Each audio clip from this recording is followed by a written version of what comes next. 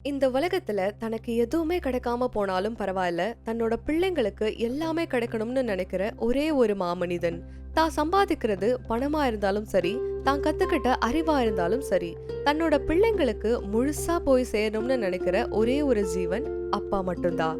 தான் பேசுற வார்த்தைகள் எல்லாம் தன்னோட பிள்ளைங்களுக்கு பிடிக்குதோ இல்லையோ, புரியுதோ இல்லையோ, ஒரு 1000 வார்த்தைகளையாவது கொட்டி வச்சிருவாரு. அது நம்ம வாழ்க்கையில என்னைக்காச்சும் ஒரு நாள் எல்லாருமே நம்மள கைவிடும் பொழுது அவர் பேசின வார்த்தைகள் மட்டும்தான் நம்ம வாழ்க்கையில துணையா நிற்கும் அப்படிங்கறத மறந்துடாதீங்க. 13 வயசுல அப்பா என்ன புரிஞ்சுக்கவே இல்லையே, ரொம்ப கண்டிப்பா இருக்கிறாரே அப்படின்னு தோணும். இதுவே 18 வயசுல அப்பா பழைய காலத்திலேயே இருக்கிறாரு, அவருக்கு ஒண்ணுமே தெரியாது அப்படின்னு தோணும்.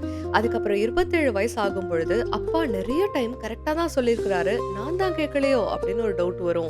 அதுக்கப்புறம் 30 வயசு ஆகும் பொழுது அப்பா இவ்ளோ கஷ்டத்திலயும் எப்படிதான் குடும்பத்தை கொண்டு போறாருன்னு தெரியலையே அப்படின்னு ஒரு டவுட் வரும்.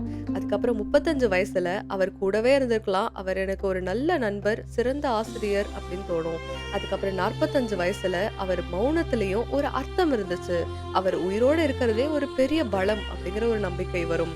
அதுக்கப்புறம் 50 வயசுல அவர் குரலை கேட்க, அவரை பார்க்க, அவரோட பேசணும்னு என் மனசு ஏங்குது அப்படின்னு சொல்ல தோணும்.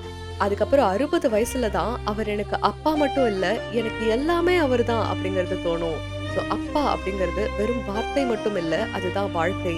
அப்பா இருந்தா அது ஒரு தனி பலம். அவர் இல்லன்னா இந்த உலகமே நமக்கு இருட்டுதான். நான் சொல்றது சரிதானே?